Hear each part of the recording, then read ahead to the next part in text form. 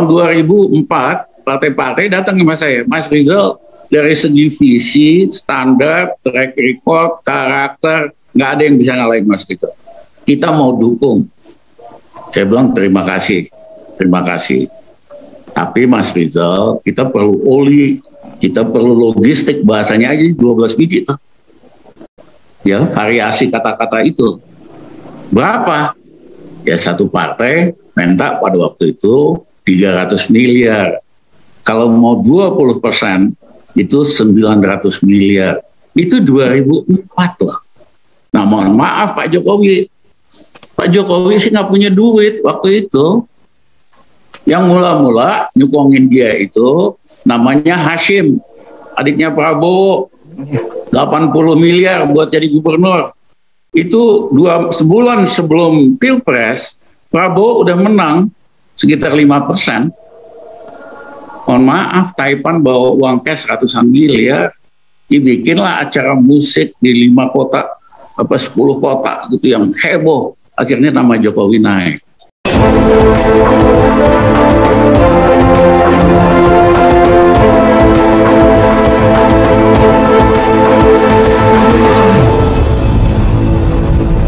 Padahal di Undang-Undang Dasar kita tidak ada kewajiban threshold. Karena kalau threshold 20% pasti bayar partai. Tahun 2004 partai-partai datang ke saya, Mas Rizal, dari segi visi, standar, track record, karakter, nggak ada yang bisa ngalahin Mas Rizal. Kita mau dukung. Saya bilang terima kasih. Tapi Mas Rizal, kita perlu oli, kita perlu logistik, bahasanya aja 12 biji tuh. Ya, variasi kata-kata itu. Berapa? Ya satu partai minta pada waktu itu 300 miliar. Kalau mau 20% itu 900 miliar. Itu 2004 loh. Nah, bisa nggak Rizal Ramli nyari duit 900 miliar? Bisa banget. Saya kenal sama semua orang bisnis di Indonesia kok. Kecil mereka buat duit 900 miliar. Tapi saya nggak mau di-ijon. Habis itu mereka minta ini, itu saya nggak mau. Dari muda saya perjuangkan demokrasi yang amanah, demokrasi yang adil. Masa saya di-ijon sama cukong-cukong? Nah mohon maaf Pak Jokowi. Pak Jokowi sih nggak punya duit waktu itu. Yang mula-mula nyukongin dia itu namanya Hashim, adiknya Prabowo, 80 miliar buat jadi gubernur. Kemudian si Edward Sriwijaya 10. Semua Taipan di Jakarta dukung Fauzi Bowo jadi gubernur.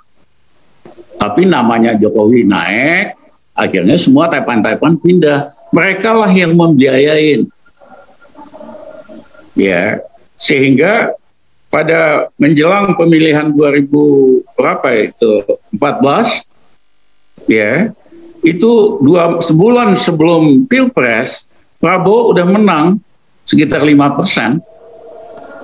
Mohon maaf, Taipan bawa uang cash ratusan miliar, dibikinlah acara musik di 5 kota, 10 kota gitu yang heboh. Akhirnya nama Jokowi naik.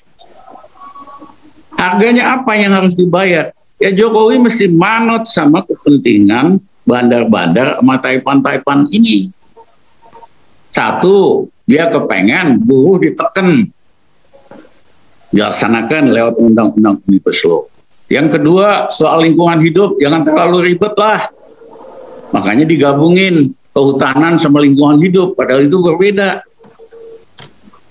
Ya, yang ketiga, supaya dipermudah izin soal lingkungan hidup macam-macam. Itu ada di Omnibus Law.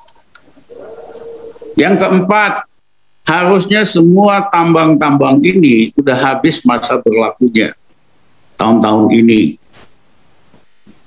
Ya, secara undang-undang hak tambang itu harus dikembalikan ke negara 100%.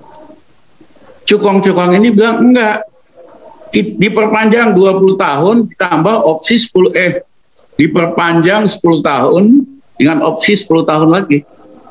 Akhirnya apa? Semua tambang-tambang ini dapat perpanjangan otomatis 10 tahun dan ini. Taipan seneng. Jokowi ini good boy. Perlakukan perintah yang kita lakukan. Ya, dan mereka nggak suka diganggu dalam macam-macam wakil rakyat, aktivis NGO. Ya, mereka juga dukung sistem otoriter. Nah, inilah yang menyebabkan akibat sistem threshold 0 itu. Harusnya ada 44 negara di dunia yang bikin sistem pemilu pilpres 2 tahap.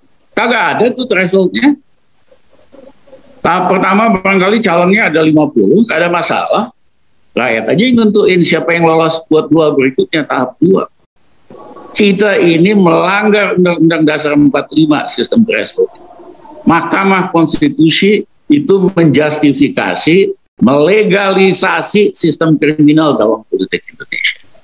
Hasilnya kita dapat apa? Kita dapat pemimpin KW2, KW3, KW4 di seluruh Indonesia, di semua level. Makanya kita nggak maju. Iya kan? Selain KW3, koruptor pula. Makanya hancur Republik kita ini. Karena kita nyontek sistem pemilu ala bandar, ala Amerika. Memang di Amerika, partai atau orang mau jadi calon gubernur, bupati, presiden, minta sumbangan sama perusahaan besar, minta sumbangan sama swasta, pribadi-pribadi orang kaya. Polisinya mereka mesti ngikutin lah. Tapi tidak sekasar di Indonesia. Nah, bedanya di Amerika sistem bandarnya ada hukum. Kalau ada yang nyumbang buat Mas Ali, tidak boleh Mas Ali gunakan untuk pribadi. Kalau Mas Ali gunakan pribadi, Mas Ali masuk penjara. Nah, kita nyontek sistem bandar ala Amerika.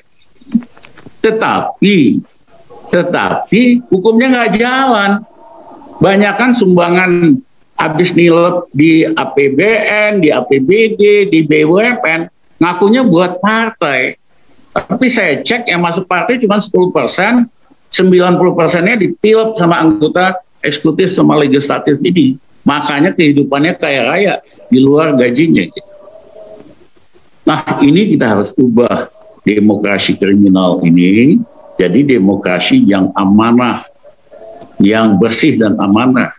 Baru Indonesia demokrasi itu bekerja buat rakyat, bekerja buat bangsa kita, bukan bekerja buat cupong dan bandar.